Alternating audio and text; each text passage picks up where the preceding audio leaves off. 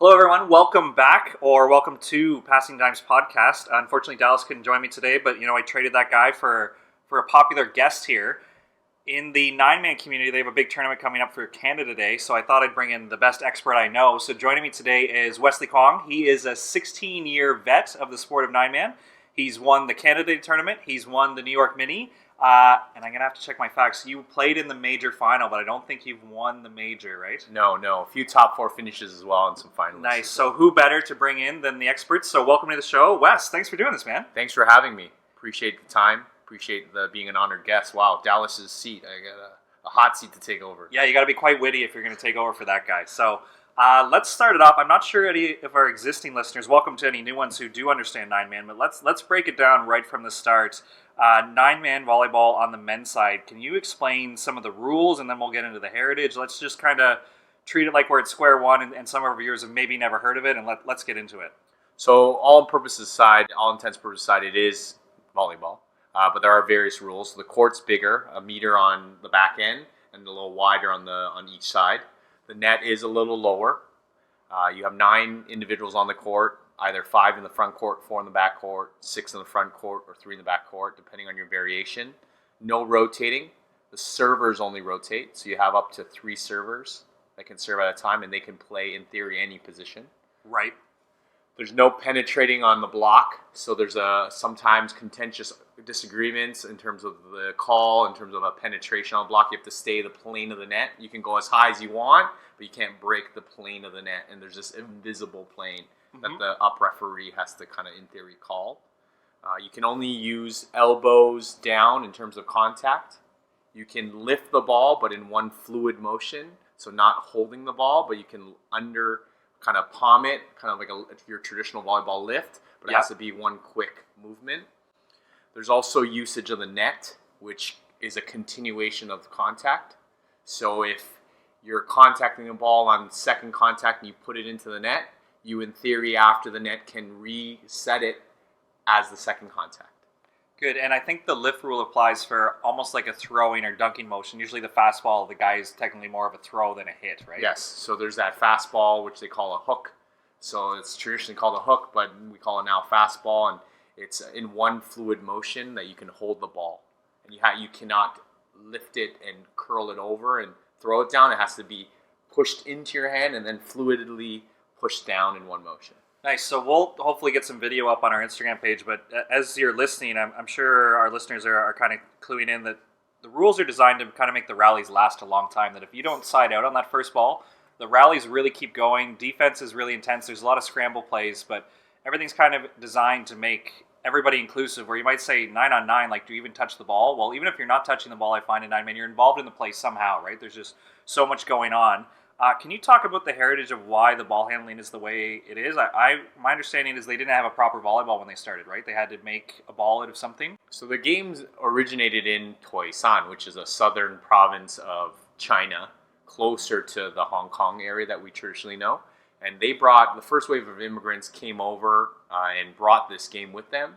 And the story behind it was they wanted to play it in their various community centers, but due to, I guess, those times not being as inclusive, they were kind of pushed aside, saying, what is this weird game that you're playing? So then they kind of had to adapt, and that's why the origins of the game were played in Chinatowns across large major cities. And they, like you said, used clothing lines in various laneways. They used their large kind of bed sheets to create a volleyball at times. So yes, the ball was unorthodox in terms of shape because of what they were using to make it. And they also were utilizing kind of the spaces that they were given. So they were pushed into their communities where they were able to kind of foster and reinvigorate what they brought over here from southern China, Khoisan. So yeah, credit to them for finding a way. Again, it's also my understanding that the reason the major is on Labor Day, because that was the kind of the main holiday that every team had off. So when we say the major, that includes the U.S. and Canada, right? So there's teams from all over that come to this, and the major kind of follows a circuit, right? But it's always on Labor Day no matter what. Is that true? The major tournament's always on Labor Day. It originated in kind of the first major Chinese North American cities when the immigrants came over. So first wave like Toronto, Montreal, Boston, New York, Washington, and San Francisco were the original 6 cities because of their large influence of Chinese immigrants coming in on that first wave. So now it's evolved to include LA. They've done some remote tournaments in Fort Lauderdale, Florida as well. We're seeing some larger teams being created in Houston now, as well as a Vancouver team just started to put together Very a team. Cool. So you're just seeing a larger influence of that Chinese Asian influence, and we can get into those rules afterwards. But it's originated because of what the first wave of immigrants. They were often in the cooking and waitering in Chinese restaurants, as well as laundromats, dry cleaning.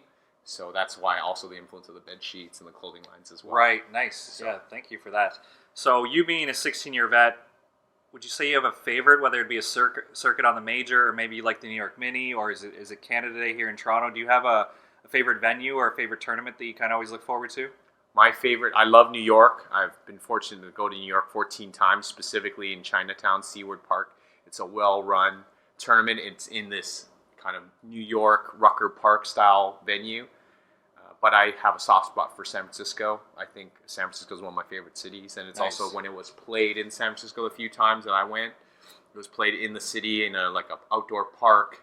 It was in Labor Day, so nice cool weather. It was just a great experience. So I have a soft spot for San Fran. Yeah, I was lucky enough to meet you through coaching. I was coaching at George Brown at the time, and some of the athletes kept talking about this 9-man thing, and I got to check it out with Ngun Lam and fell in love with it. So I agree with you. The New York Mini, for a guy being an outsider going in, I thought that was a great event because, one, it's outside, so you really get the feel of what 9-man's about. But I always thought it was interesting that there's actual fans there. Like when we made like a semifinal or the final, there's 4 or 5 people deep. They're not all fans of the teams playing the game. Like they're just there to kind of enjoy the moment, right? So can you touch on maybe the community of 9-man where, even though, again, this might be underground to some of the mainstream volleyball fans, there's actually a strong following and a strong circuit for people who love the sport, right? And to add to the New York real quick as well, it's hosted in Chinatown, so it has that authentic feel, Yes, which creates like you have these older generations, grandfather, great-grandfather age, kind of there sitting on the sidelines smoking a cigarette, Yeah. like screaming stuff in the traditional dialect of Toisan. So it's pretty great experience. In terms of my experience and the community element, it's first wave of immigrants came over with this traditional game, and they were just looking for a place to build community. And they unfortunately got resistance in your traditional community center environments, YMCAs. So they resorted and created this environment within their Chinese communities. And it kind of fostered and grew. 2002 is when I started, and I will, for all purposes inside, I'm pretty quote-unquote whitewashed, and I had a pretty strong sense of my identity in terms of being Chinese-Canadian. But I would say through 9-man volleyball, my ability to speak Chinese, but also my identity of being a Chinese Canadian got significantly stronger. I was able to be given an opportunity to have mentors and men of my visible minority coach me both in volleyball and in life in terms of making decisions, helping me with my career, helping me with my volleyball skills.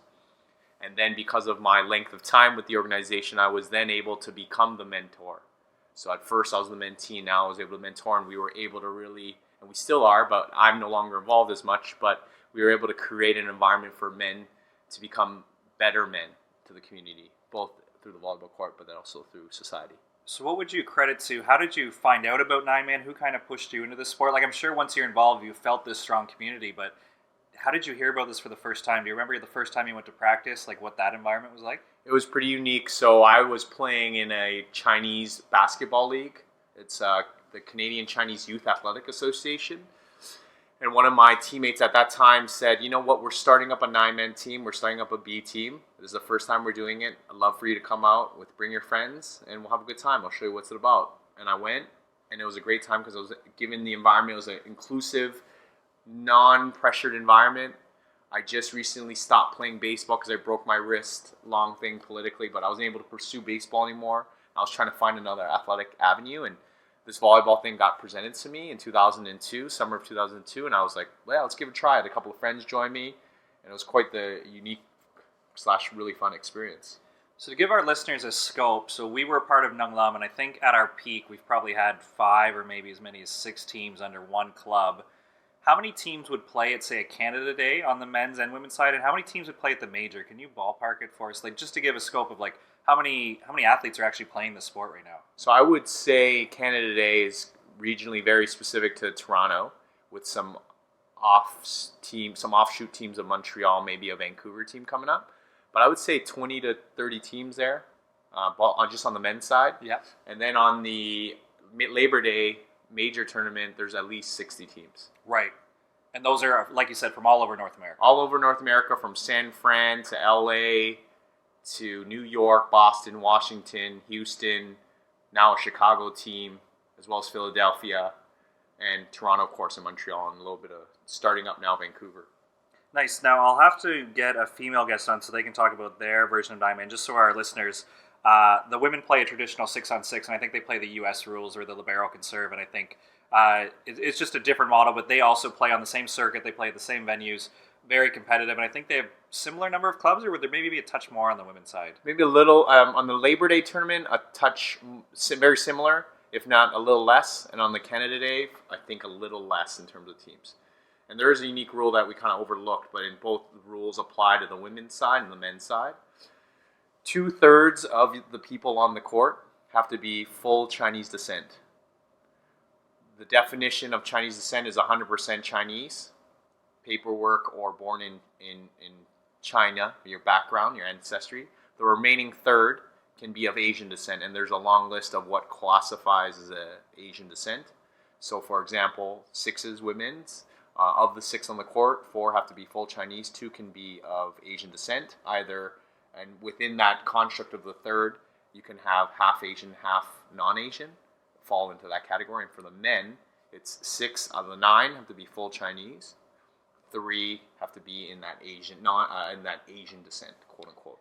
And I want to be careful how I phrase this, because me being involved, I got this question a lot when I would explain it to my volleyball friends who've never seen Nine Man. It's exclusive, but I think if you go back to the heritage where you said they weren't welcome at YMCAs, they weren't welcome, it's not that non-Chinese people can't play Nine-Man. They can play wherever they want, but this circuit has a content rule for heritage. So to me, I'm just going to say it, I can't phrase it away. I don't think this is racist, because it just has a content rule that's right for that. So there's no reason that you and I can't go to the park right now and play Nine-Man and start our own tour. But this circuit specifically has a content rule. Is that fair to say? I think it's 100% fair to say, and I think when you dive into now, people look at it with just the gaze of current situation, and they maybe some people get offended. But when you think historically of how it originated, and there's a great movie, a documentary called Nine Men by Ursula Liang, and it's been shown on TVO as well.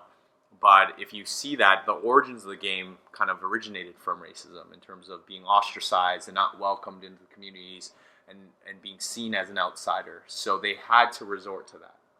So great description from your end, and I just think if you think about it historically, you'll understand the dynamic.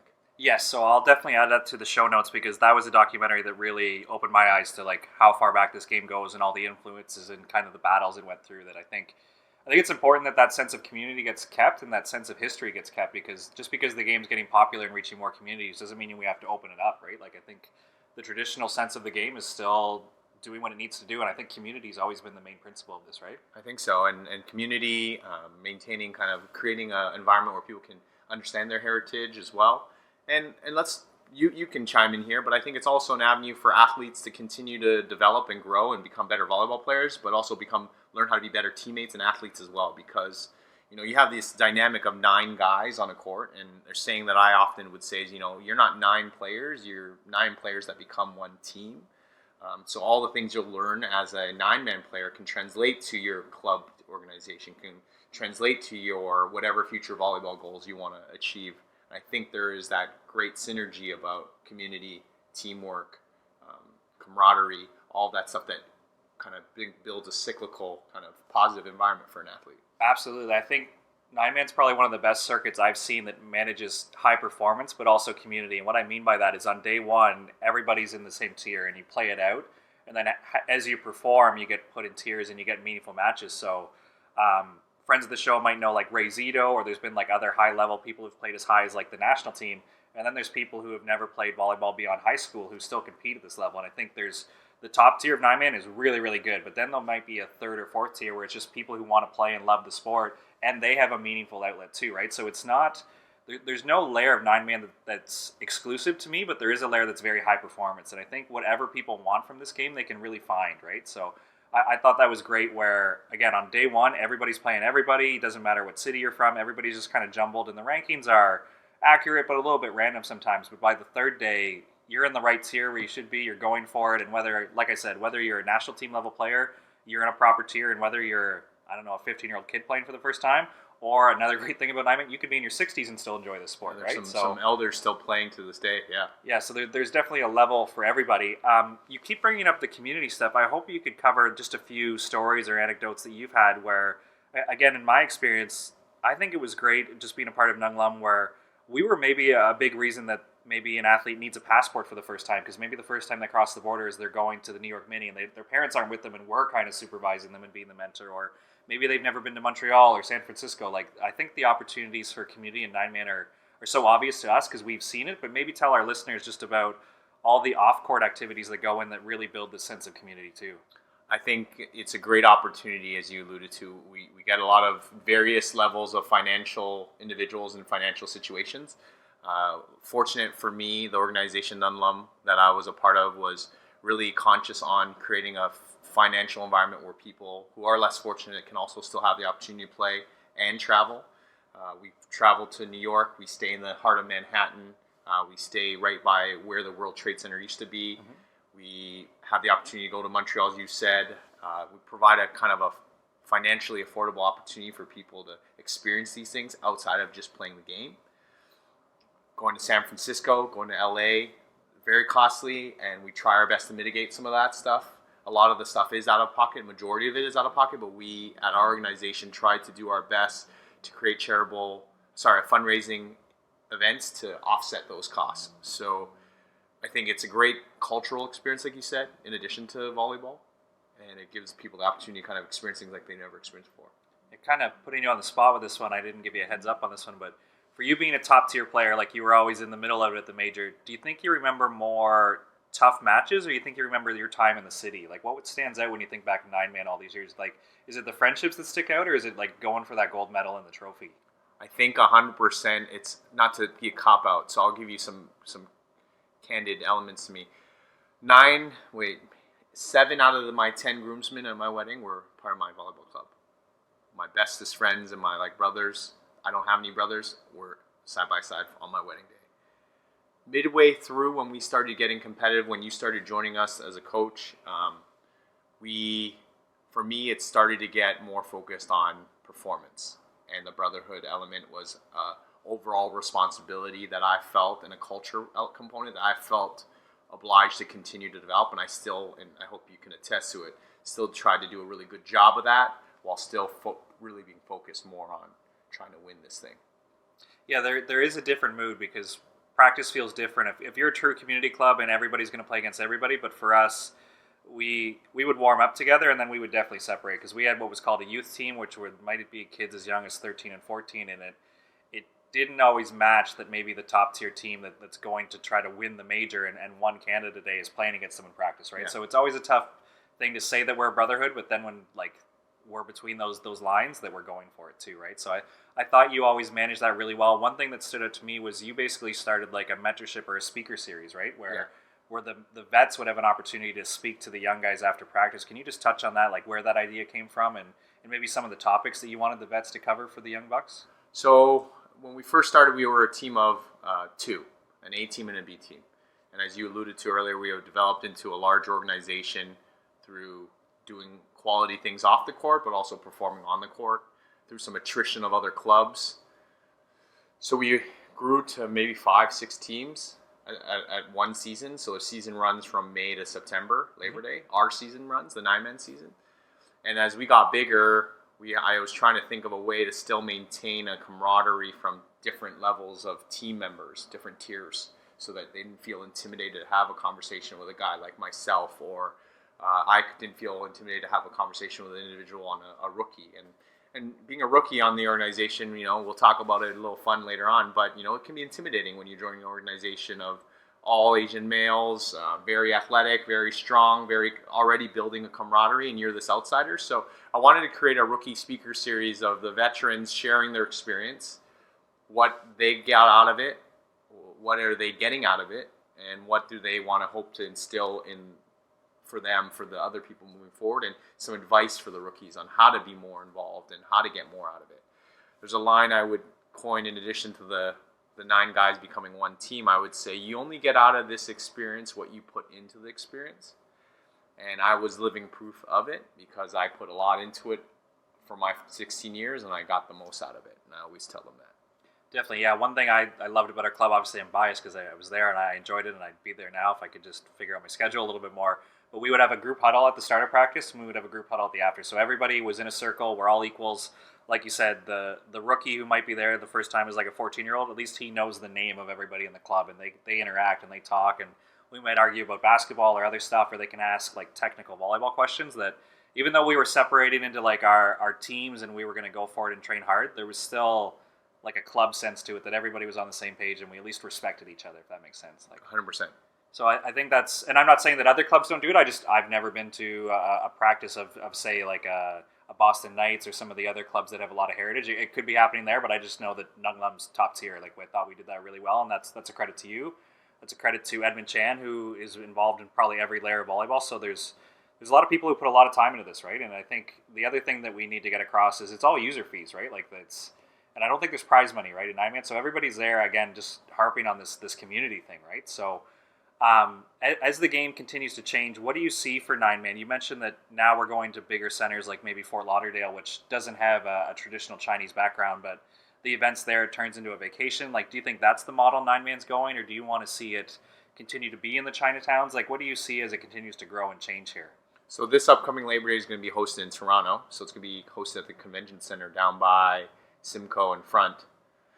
Where, just to give you context, it used to be in Chinatown at Beverly and Dundas.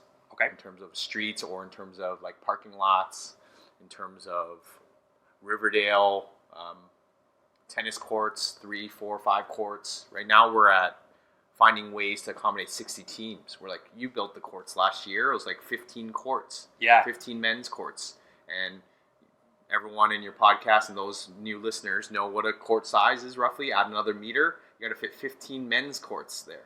Yeah, 10 right? by 10 on each side. So shout out to the OVA. I believe they supplied the sport court, and I imagine they'll be involved this year in Toronto. But yeah, just housing the venue in one spot, which I think is really important for the sport, to keep the community alive. We all need to be in the same space. So Agreed. We've kind of outgrown some of the areas in Chinatown or these outdoor courts, right? So I think it needs to find a way to get back into the Chinese heritage, but as you grow bigger, you then can accommodate, like a part of it is you're eating traditional Chinese foods at traditional Chinese restaurants. Yeah. Now with 60 some odd teams, about 15 people each, that's 900, my quick math, that's like 900 people. And a lot of restaurants can't accommodate 900 people, especially the traditional Chinese ones. That's another layer you bring to it is, yeah, there's always a banquet at the major, right? Large banquet. That's a big deal to go to. Like, yeah.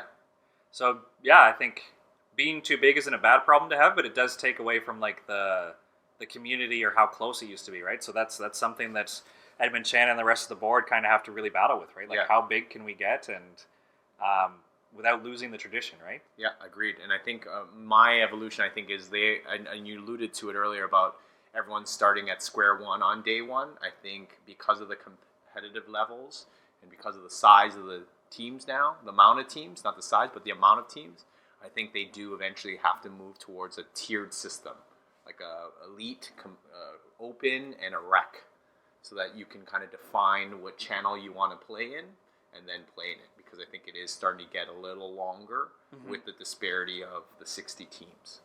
So we keep speaking about this high level. Would you like to give a shout out? Is there any player on the tour that you really admire, whether it's like Kevin Wong or Danny on our team or Wilkie or Justin from Smash? Like, is there anybody on the tour you're like, man, that guy can really play. I really respect his game. I have a lot of respect for a lot of players, but the competitor and myself, I always want to beat those elite level players. Yeah.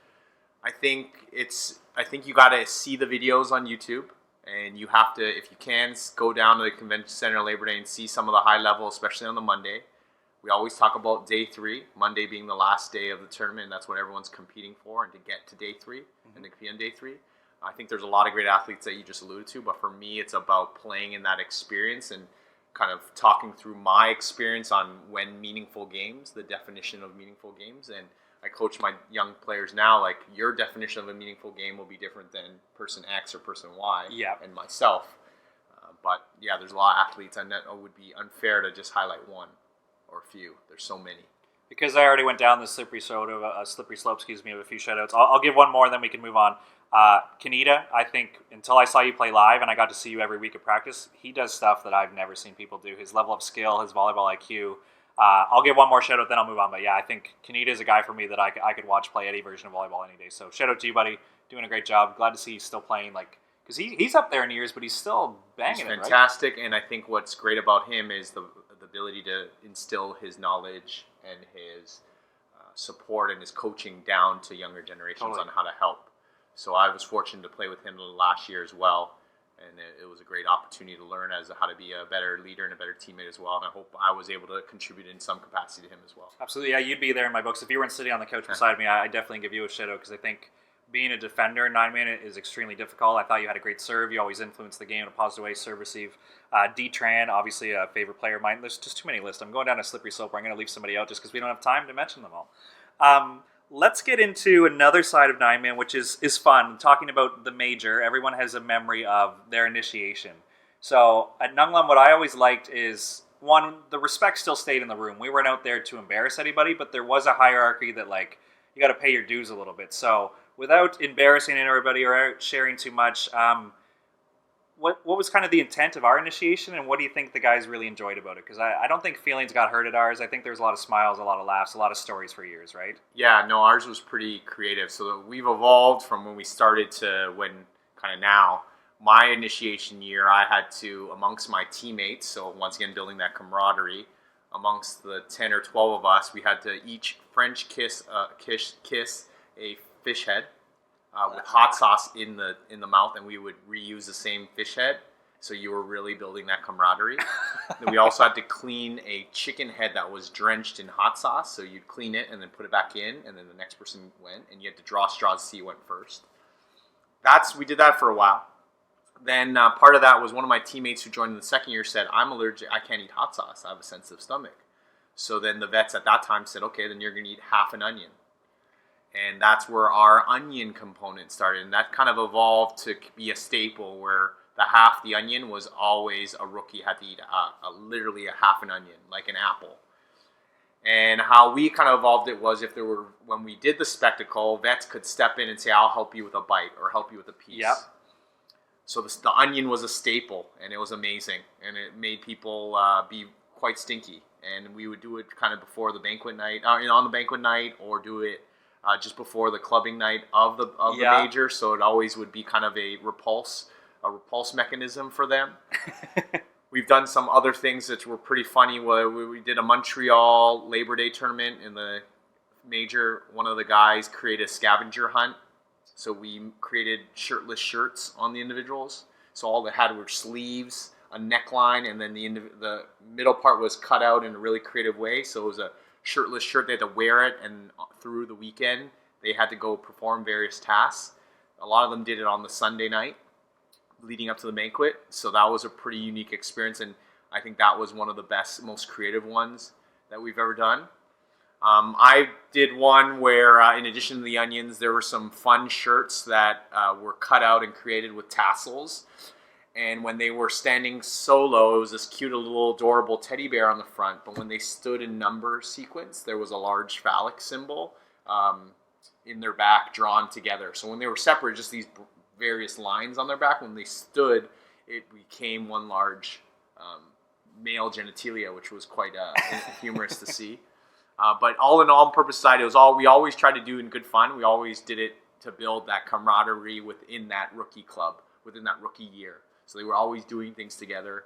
And we do a fair bit of things both in the major Labor Day tournament, but as well, we go to New York every year. Mm-hmm. We take pride in going every year, or trying to go every year, and we do some fun activities there as well. A penny push, or a quarter push where you wheelbarrow with your teammate member, your other rookie, and you have to push the quarter with your nose on a rug, and you'd have to flip, and your teammate would have to do the same thing back, which was quite an enjoyable experience watching people do that. Yeah, again, me being an outsider and obviously coaching at college and club level, you're kind of told that hazing's bad and all this stuff, and while I agree, like it can go the wrong way and it can turn into bullying. I thought we always walk the line really well where they get a story out of it, they're laughing the whole time, it brings them together. So for any of our listeners who just heard like, oh, you guys initiate, that's like a really jerk thing to do, I think it benefited everybody. And I don't think, and if our rookies were uncomfortable, we would definitely let them out of it, but there wasn't any hands going up saying, I'm not going to do this, right? Yeah, and like I said, we are extremely, like, I came in to a new environment, being the younger guy, being the generation, so I was able to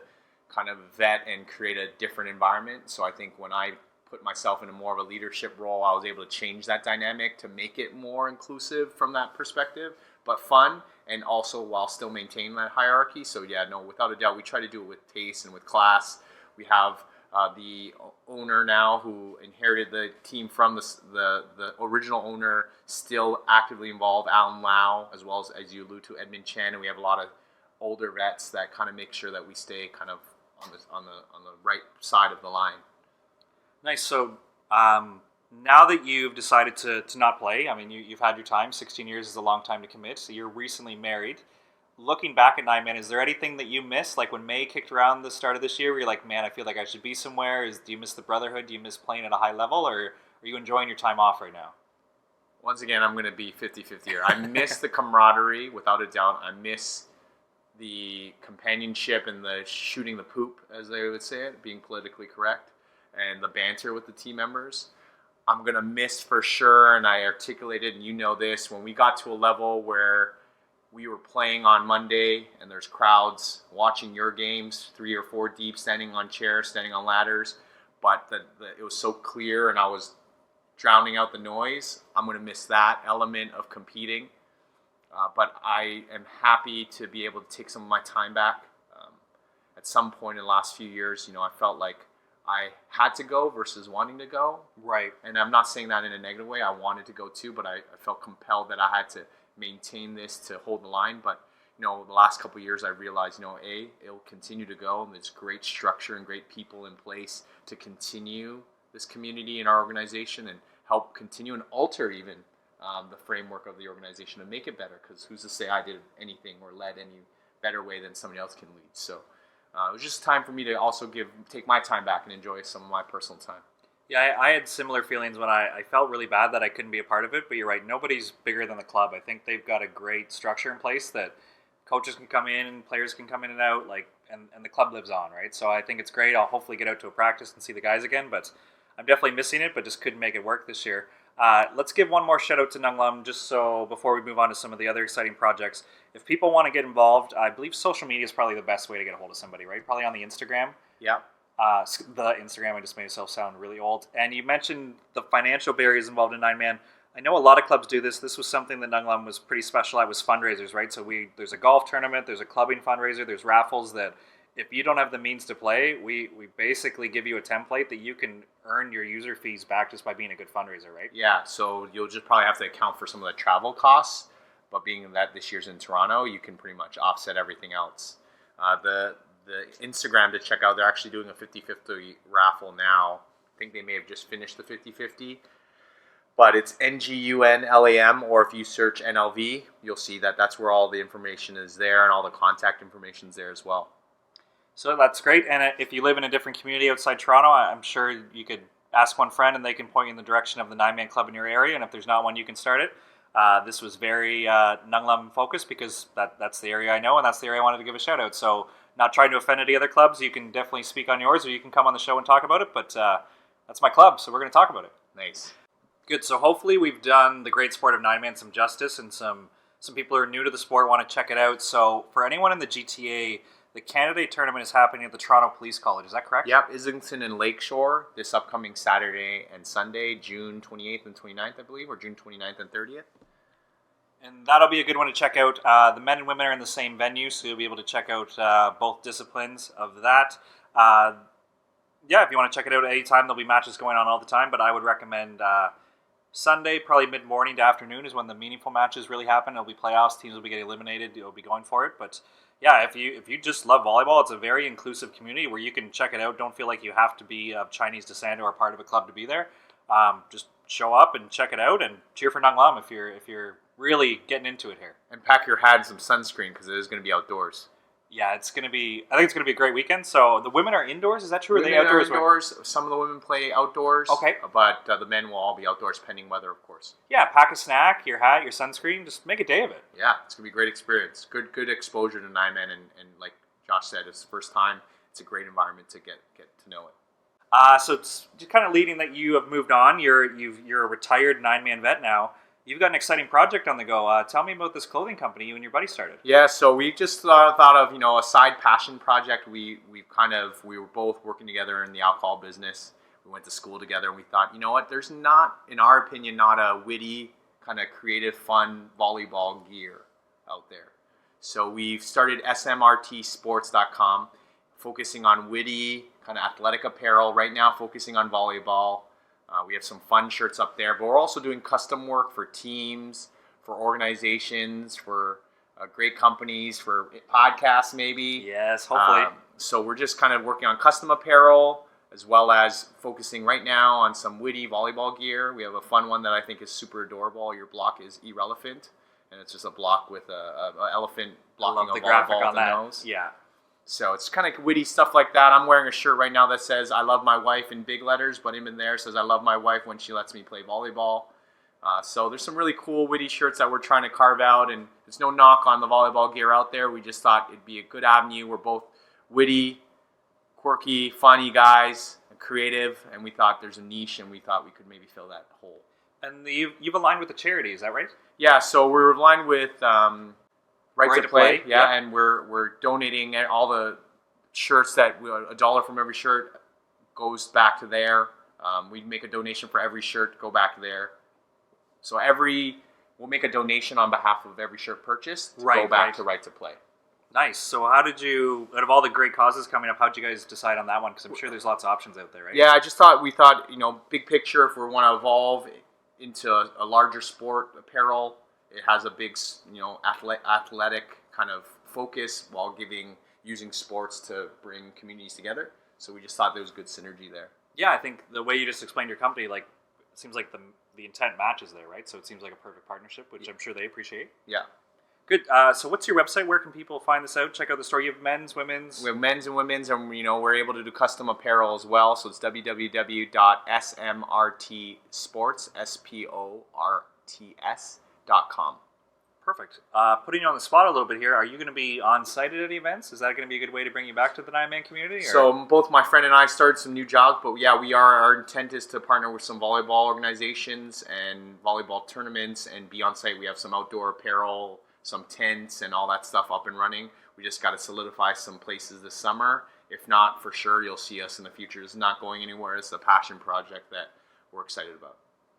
Awesome, Wes. It was great to see you. I'm sorry I had to start a podcast so we could hang out again, but it's always great seeing you. Hopefully I'll see you soon, but that's a great thing you're doing with SMRT and your clothing brand there, and if I see you around 9-man, it'll be great to see you. But any last comments before we cut you loose here? Thanks for having me. I really appreciate the opportunity to talk about 9-man. It gave so much to me, and I think hopefully I conveyed it properly. Perfect. If not, we'll have to have you back on when Dallas is here. We'll have a few more witty puns, but... Sorry, Dallas. Sorry you missed this one, but we got some bonus content here with Wesley, and awesome. Thanks again for coming, man. Thanks again. Thanks to Wes for coming on the show and teaching us all about 9-man, just in time for the big Canada Day tournament. If you're new to Passing Dimes, feel free to check out our previous episodes. If indoor is your thing, we've had some great guests like TJ Sanders, Jesse Elser, Mark Wilson, Eric Matson, Becky Pavin, to name a few. If beach is your thing, feel free to check out episodes with Jake McNeil, Aaron Nussbaum, and super friend of the show, Ben Saxton, or come back on Friday where we have special guest Brandy Wilkerson. As usual, the best compliment you can give the show is just by telling one friend. Thanks for listening and hope you enjoyed.